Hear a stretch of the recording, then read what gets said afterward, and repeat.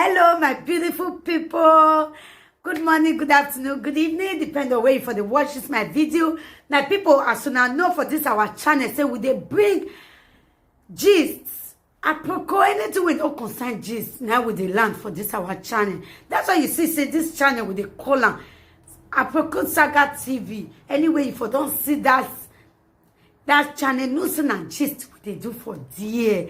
My people, I beg, make una continue to encourage this channel by subscribing. Just subscribe. It don't take anything from you. Subscribe, put on your notification bell, like and share. I will also appreciate all of you when they watch our video, when they share our video, when also they like this our video. We really do appreciate you all. Okay, guys, I go leave una make una watch this video. This is our latest gist. May I leave una make una watch am. Okay, my people, I will see you now for my next video. Bye bye. Pick your euro call. Now what power wa unu room wa working. Where? Oh wa we unu room no. Turo to no. Adu what power ro wa ko. Toilet ro.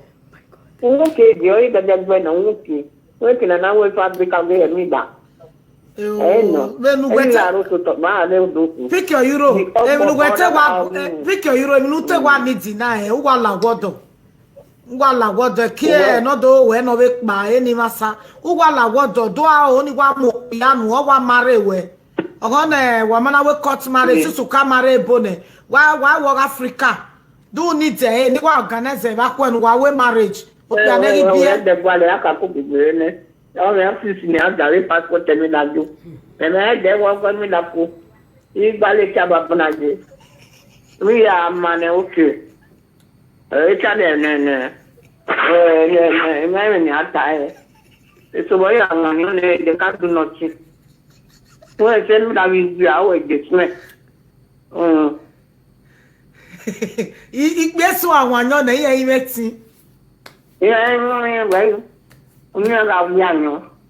If you got the country that you sleep, the one you know. Oh, but I mean, I can't buy a tea, cafe. And then the I can't say, Mother, you have an iron in time.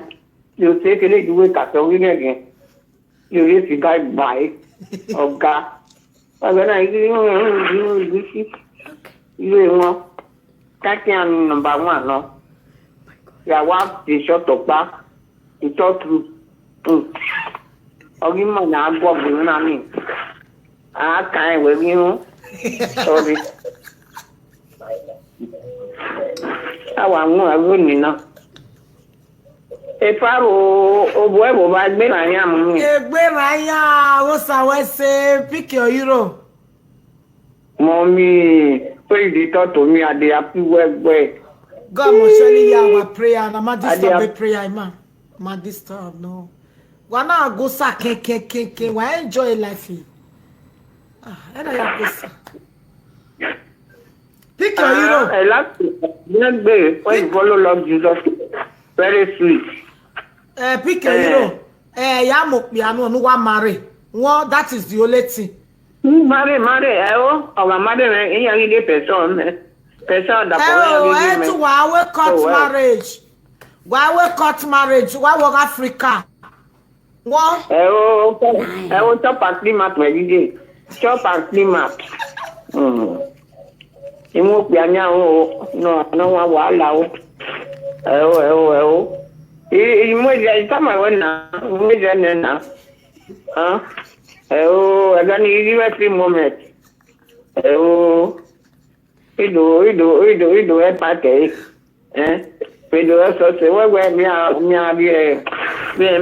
don't tie in a when you want to. And then let the woman, even no crowd Apollo man, no crowd of no, I give him that respect. So, probably respect him, man. Probably I give him our winner. I have twice. And then that person, I beg God do this one. No, piano now. Give that man. Mama, wa marry. Mama, okono mo do magbe o, okono mo do kanu mweje. Wa marry. Okono mo do magbe o. The problem, though, I say you not a big cook. I say you're still not sweet. I didn't the bomb. I did some. What you do now? Your husband just give a blow for eye. What's it, Bonnie? My land running on me. Oh, no more done. Man, we won't have why you want to. I'm a vet. I'm a wisdom. Everybody don't even remember with this mama sex. And we see the work. No. You got the one lamb on me. You may want like a Picture Euro. Me where Okonomoto Magbe. When I'm a swear where Okonomoto Magbe. You know, Magbe. Funny. I'm hungry. Picture Euro. Funny bay. EJ. What reply?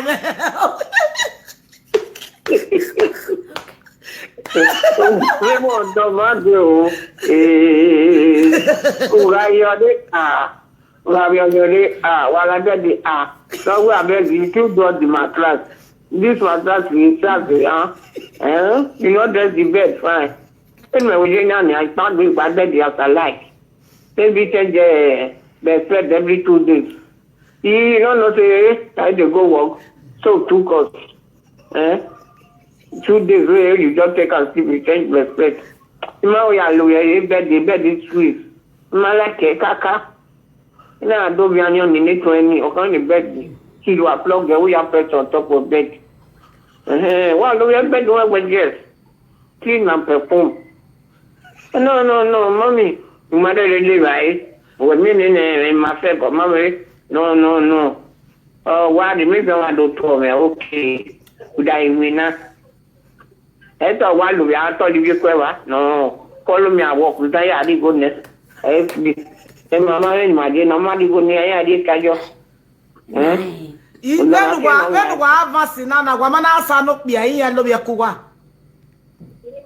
why not tell you?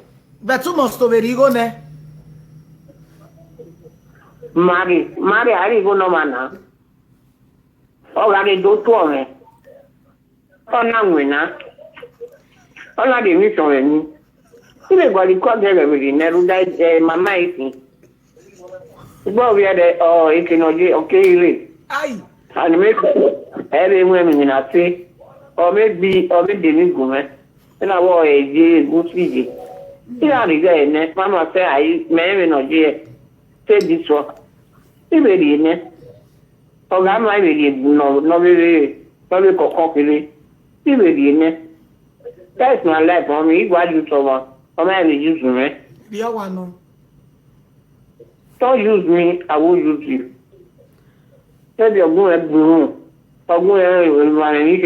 it's so bad. Mommy, what is your total area? I bonny. Mommy, I was lily way. Mama, lily way. How are you west in my yet? Mommy say, I carry away. Yeah, you both never move back. I. Oh, I tried while you can live in it. Now, I'm married, then we might go never a doctor, but we are not satisfied. See, it can only add a door if you care on it. Come on, it's very care on it. Come on, they have a year caca, it is a bed on it. And my camera, come on, I have the few maca for bed. But I'm not going to fool. Mommy, why not a fool? Mommy, hello. Irema J.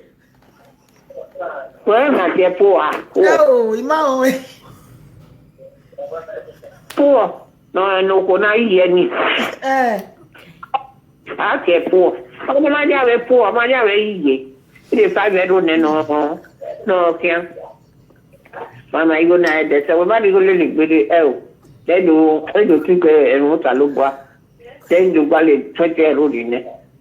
Maybe a train all now. Oh, but you want to wow there.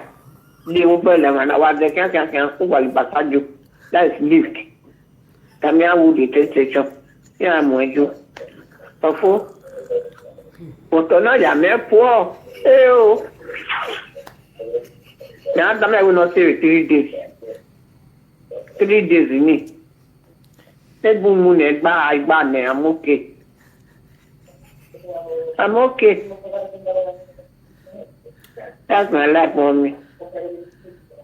And that, yeah, where and me no, if you know why. But that became on why where even on the good something, it is zero. It is zero. They use any app. 3 months, 4 months. They say, well, love it.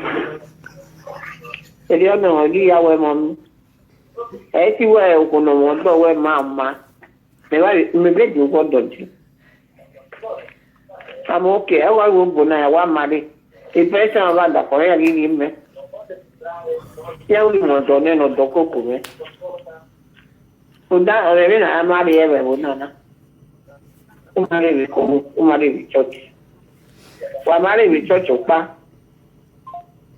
Kadogefo, Oma, pick your euro west.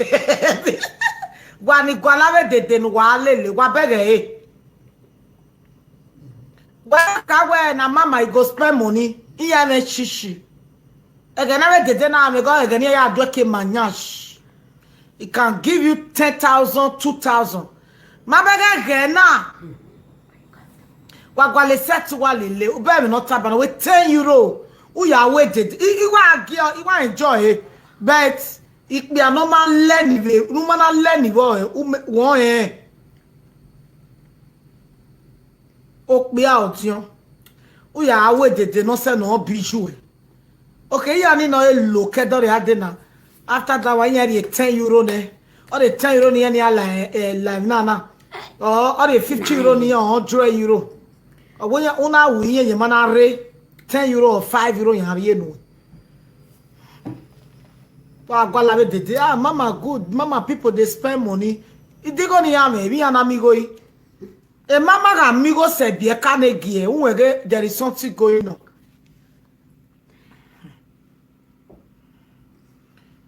Pick your euro. My wife miss you where? Hello, testimony. Hello, Mommy Iyore, what up, babe? Isa side to what is it? Well, it's not testimony. I just want to appreciate you for what you're doing for the Edo people and other tribes in Nigeria. And not to do that, your work is good. And even your entertainment, you are a real comedian.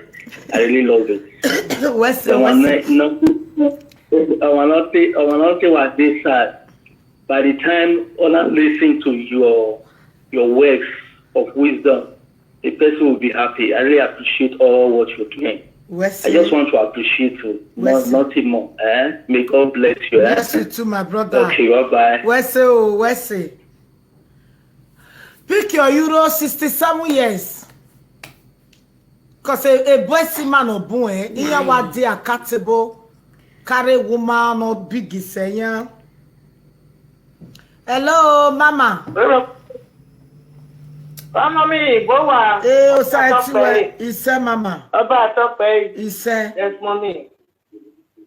Yes, ma. Mommy, me that's what I'm like to bring the king when I'm okay. Call, Mama. Why you with a brand? You know, I don't can't imagine like I hear no, there will be a minute or two word of not no banning. And I will measure what you're not banning. You know, what will not be called you, man. You know where all our boys so who get one for now, we want to coffee and your own. Aware matter no, my worry say, and other time, I will wait, say, no, where my going as a long way. Who are when I go view of I know your mouth, always well, not feel corrupt for your own. It may me say, may not say, we bet you my one for never have another woman.